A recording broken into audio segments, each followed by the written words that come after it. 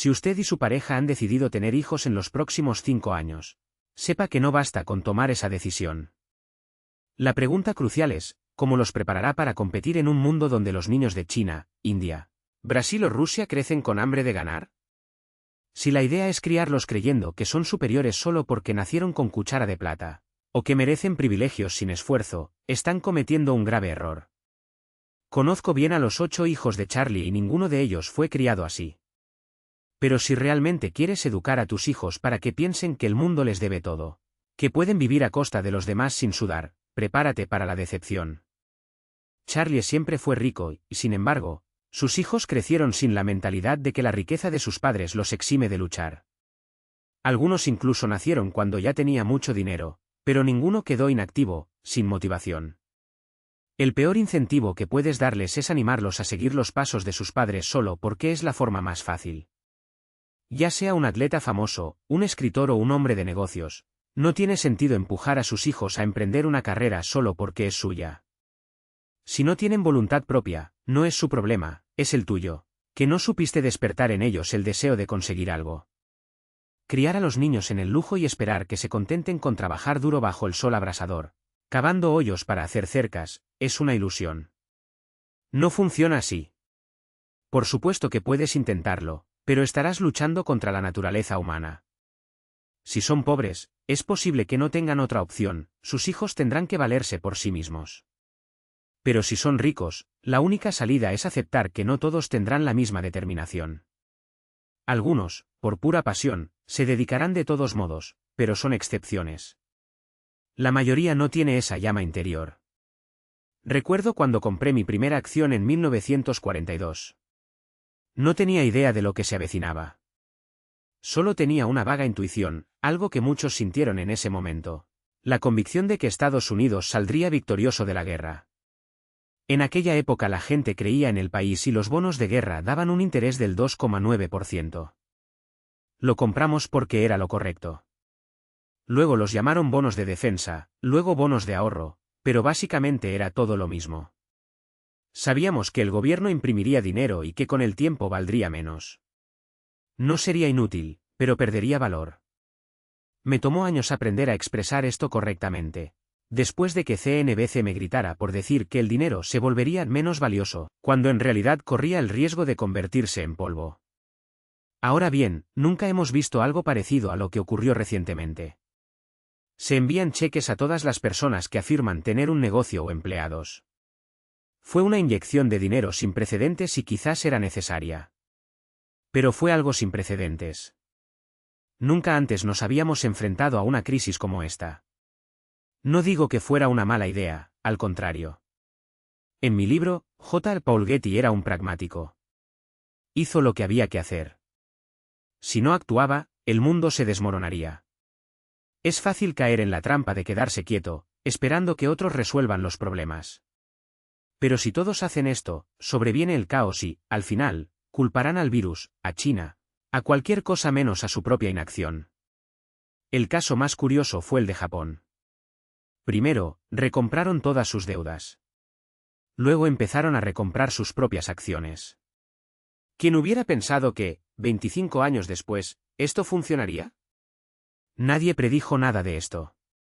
De hecho, ninguna predicción nos interesa, ni siquiera la nuestra. Lo que importa es lo que sabemos hacer, ganarnos la confianza de la gente y evitar movimientos arriesgados. No podemos predecir el futuro, pero creemos que nuestro modelo es lo suficientemente resistente como para resistir casi cualquier tormenta. Por supuesto que nos gustaría hacer más, pero no podemos. Es así de simple. La compensación es un tema fascinante y planeo escribir sobre él el próximo año. Pero no nos equivoquemos, no es el mercado el que lo define todo. Puedes leer lo que quieras, pero recuerda, los departamentos de relaciones públicas te dirán que los salarios de los ejecutivos están determinados por la ley de la oferta y la demanda, como si fueran jugadores de béisbol. Pero no es así. Como si fueran estrellas del béisbol. Ya sabes cómo funciona, un jugador negocia con el dueño de un equipo que, al final, está dispuesto a sacar dinero de su propio bolsillo para pagar el salario de ese deportista. Pero cuando llegamos a la remuneración de los ejecutivos de las grandes corporaciones estadounidenses, La dinámica es completamente diferente. A un lado de la mesa, alguien con enormes intereses personales en el valor final del paquete. Por el otro, una junta directiva que, en la práctica, actúa como un grupo de Dobermans entrenados, leales, pero sin autonomía real para cuestionar. ¿Y qué está en juego? Lo que mi amigo Tom Murphy llamaría dinero de juguete.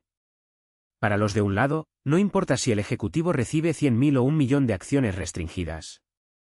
Para los del otro lado, la diferencia es abstracta, casi irrelevante. Después de todo, no es su dinero. En casi todas las negociaciones comerciales en Estados Unidos hay tensión real. Cuando un sindicato discute los salarios con la dirección, ambos tienen un pellejo en el juego. Uno quiere pagar menos, el otro quiere ganar más. Hay consecuencias tangibles, negociaciones difíciles, riesgos calculados. Pero cuando se trata de remuneración de los altos ejecutivos, entonces las cosas van mal. No es una negociación real, es teatro. ¿Y quién interviene para ayudar? Asesores en materia de remuneraciones, pagados para justificar lo ya decidido. ¿Alguna vez has visto a alguno de ellos sugerir reducir el salario de un CEO? ¿O proponer despedir a la mitad de la junta directiva por incompetencia? Por supuesto. Porque al día siguiente ya nadie los contrataría. El sistema está manipulado y todo el mundo lo sabe. Puede que haya algunas mejoras marginales aquí y allá, pero como escribí en el informe anual de este año, la verdad es que la remuneración de los ejecutivos es la gran prueba para cualquier reforma corporativa. Porque seamos realistas, a la mayoría de los directores ejecutivos estadounidenses no les importa si su directorio es diverso, si se cumplen los objetivos ESG o si la empresa tiene una política de inclusión impecable. Lo que les importa es cuánto dinero se llevan a casa.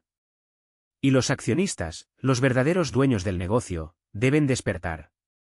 O seguiremos viendo lo que hemos visto en las últimas 2 décadas, una disparidad absurda entre lo que ganan los de arriba y los de abajo, y una desconexión aún mayor entre la remuneración de los ejecutivos y los resultados que ofrecen a los inversores. Ahora, hablemos de opciones sobre acciones. Este es otro mecanismo que, en teoría, debería alinear intereses, pero en la práctica funciona como una lotería o, peor aún, como una regalía vitalicia. Algunos son recompensados con fortunas, mientras que otros, que contribuyeron con la misma cantidad, se van con las manos vacías. ¿Y lo peor? Las opciones sobre acciones recompensan a las personas por resultados que a menudo no tienen nada que ver con su desempeño real. En Berkshire, por ejemplo, hemos visto casos en los que los ejecutivos de una filial ganaron millones con opciones gracias al desempeño de otras áreas de la empresa. Eso no es justicia, eso es suerte. O, más precisamente, es un sistema que beneficia a quienes están en el lugar correcto en el momento correcto, independientemente de sus méritos. Aquí está el problema, las opciones sobre acciones no penalizan el fracaso. Si las ganancias retenidas de la empresa crecen, los tenedores de opciones ganan. Si el precio de las acciones cae, no pierden nada. Esto crea un conflicto de intereses perverso. Los ejecutivos tienen un incentivo para retener ganancias y evitar dividendos, incluso si esto no es lo mejor para los accionistas.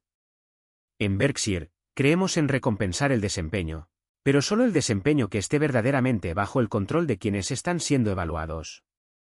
No tiene sentido dar una participación en los resultados totales de la empresa a un directivo de una filial que representa el 1% del negocio. Esto es una locura.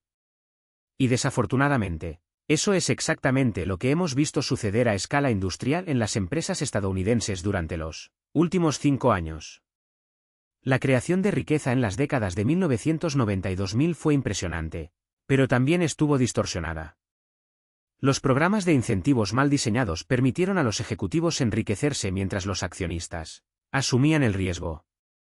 Y lo peor es que muchos de estos programas son retroactivos. Si el precio de las acciones sube, todos ganan.